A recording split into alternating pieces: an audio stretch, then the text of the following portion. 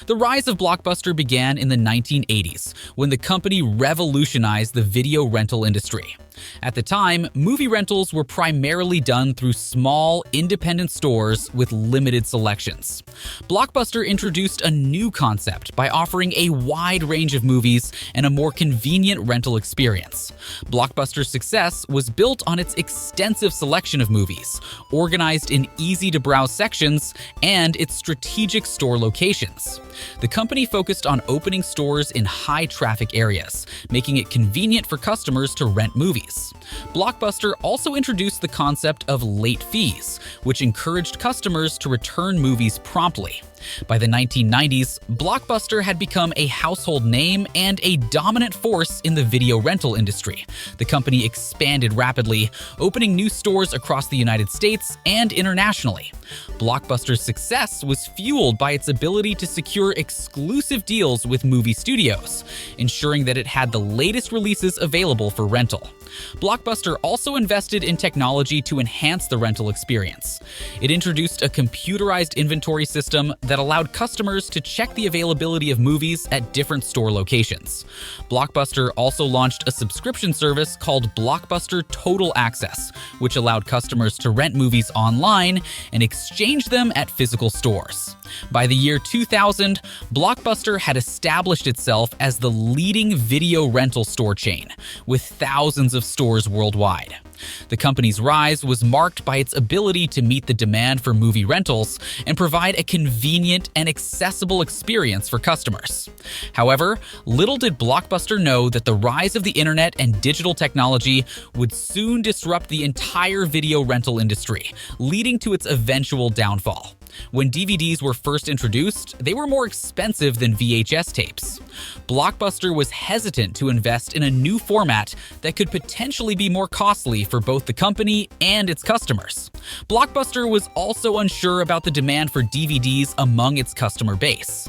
At the time, VHS tapes were still the dominant format, and it may have been difficult for Blockbuster to gauge whether customers would be willing to switch to DVDs. Ultimately, Blockbuster's hesitation to adopt DVDs proved to be a significant factor in its decline, as the format quickly gained popularity and became the industry standard.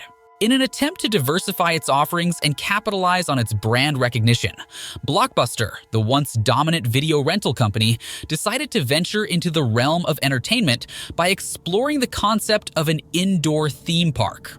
Recognizing the changing landscape of the entertainment industry and the decline of physical video rentals, Blockbuster sought to reinvent itself and provide a unique experience for its customers. With its extensive library of beloved movies and iconic characters, the company believed that an indoor theme park could be the perfect avenue to engage fans and create a nostalgic and immersive environment. The envisioned Blockbuster indoor theme park aimed to transport visitors into the magical world of cinema, offering a wide array of attractions and experiences. From thrilling rides inspired by blockbuster movies to interactive exhibits showcasing behind-the-scenes magic, the park would cater to movie enthusiasts of all ages. One of the main highlights of the proposed theme park was the opportunity for visitors to step into their favorite movies. Through cutting-edge technology and innovative storytelling techniques, guests would be able to experience iconic movie scenes firsthand, whether it be battling alongside superheroes, exploring fantastical realms, or solving mysteries alongside beloved characters. Additionally, the Blockbuster theme park would feature live shows and performances, bringing to life memorable movie moments through captivating stage productions. Visitors would have the chance to witness breathtaking stunts, dazzling special effects, and awe-inspiring musical performances, all inspired by the silver screen. To further enhance the immersive experience, the park would also include themed dining options, allowing guests to indulge in movie-inspired cuisine and dine in settings reminiscent of iconic film locations. From enjoying a meal in a recreated Hogwarts Great Hall to savoring a slice of New York-style pizza in a Ghostbusters-themed restaurant, the culinary offerings would add an extra layer of excitement and authenticity to the overall experience. Moreover, the Blockbuster indoor theme park would not only focus on providing entertainment, but also aim to educate visitors about the history and impact of cinema. Interactive exhibits would showcase the evolution of filmmaking, highlighting the technological advancements that have shaped the industry over the years. Guests would have the opportunity to learn about the art of filmmaking, explore the creative process behind their favorite movies, and even try their hand at directing or acting through interactive workshops. While the concept of an indoor theme park was undoubtedly ambitious, Blockbuster believed that it could leverage its brand recognition and the enduring love for movies to create a one-of-a-kind entertainment destination. Blockbuster would also do a lot of other questionable decisions, like working with Enron to make an on-demand streaming service, making an award show like the Oscars, making a TV channel, and finally making its own movies. All these would lose most of their money.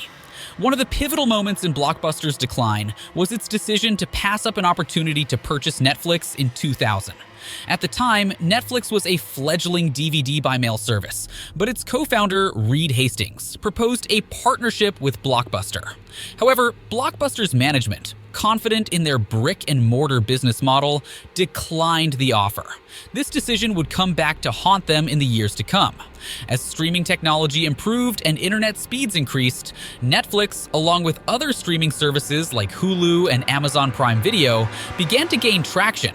These platforms offered customers the convenience of watching movies and TV shows from the comfort of their homes, without the need to physically rent DVDs or visit a store. Blockbuster, on the other hand, remained stuck in the past, relying on its outdated business model and failing to invest in the digital revolution. Another factor that contributed to Blockbuster's downfall was its insistence on maintaining late fees. While other rental services began offering no late fee policies or convenient subscription models, Blockbuster clung to its traditional late fee structure. This alienated customers and drove them towards more flexible and customer-friendly alternatives. Furthermore, Blockbuster's physical presence became a liability as the costs associated with maintaining a vast network of stores started to outweigh the profits. The company struggled to keep up with rising real estate costs, employee salaries, and the expenses of maintaining an extensive inventory of DVDs. In contrast, streaming services had the advantage of lower overhead costs and the ability to offer a wider range of content. By the time Blockbuster finally woke up to the reality of the changing market, it was too late. In 2010, Blockbuster filed for Chapter 11 bankruptcy protection, citing debts of nearly $1 billion. The company's rapid decline was a result of several factors, including its failure to adapt to the rise of online streaming and its inability to keep up with the changing preferences of consumers. Blockbuster attempted to compete with Netflix by launching its own online rental platform, known as Blockbuster On Demand. However, the company's entry into the digital space was too little, too late. Blockbuster On Demand lacked the breadth of content and user-friendly interface that Netflix offered, resulting in limited adoption by consumers. Despite its financial struggles, Blockbuster still had a significant physical presence with thousands of stores across the United States. However, the cost of maintaining these brick-and-mortar locations proved to be a burden as customers increasingly turned to online streaming and digital rentals. Blockbuster began a series of store closures, with hundreds of locations shutting down between 2010 and 2012. The closure of these stores not only represented a loss of jobs, but also signaled the end of an era for many loyal customers who had fond memories of browsing the aisles and selecting movies to rent. In an effort to stay afloat, Blockbuster also explored partnerships and acquisitions during this period. In 2011, the company was acquired by Dish Network, a satellite television provider, for $320 million. The acquisition was seen as a potential lifeline for Blockbuster, as Dish Network aimed to leverage Blockbuster's brand and customer base to expand its own video offerings. However, despite the acquisition, Blockbuster continued to face challenges in a rapidly changing market. One of the key issues that plagued Blockbuster during this time was its ongoing struggle with debt. The company's bankruptcy filing in 2010 was an attempt to restructure its finances and shed some of its debt burden. As part of this process, Blockbuster closed hundreds of underperforming stores and negotiated with its creditors to reduce its liabilities. While these measures provided temporary relief, they were not enough to save the company in the long run. Additionally, Blockbuster's reliance on physical media, such as DVDs and Blu-rays, became a major disadvantage as the demand for digital content surged. Consumers increasingly preferred the convenience and instant access offered by streaming services, making the need for physical rentals less relevant.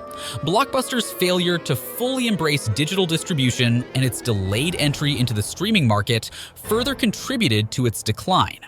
By the end of 2012, Blockbuster's future appeared bleak. The company had closed a significant number of its stores, its debt burden remained substantial, and it continued to struggle to compete with the rapidly evolving digital landscape. The once mighty Blockbuster had become a symbol of missed opportunities and the failure to adapt to new technologies and changing consumer preferences. In the months that followed, Blockbuster faced further store closures and financial difficulties. By 2013, the company had closed all of its remaining company-owned stores, leaving only a few independently owned franchise locations operating under the Blockbuster brand. These remaining franchises faced their own challenges as they tried to adapt to the changing market dynamics. Today, the Blockbuster brand exists in a nostalgic context, evoking memories of a bygone era when renting movies from a physical store was the norm. The few remaining franchise locations continue to operate as a testament to the resilience and persistence of the Blockbuster.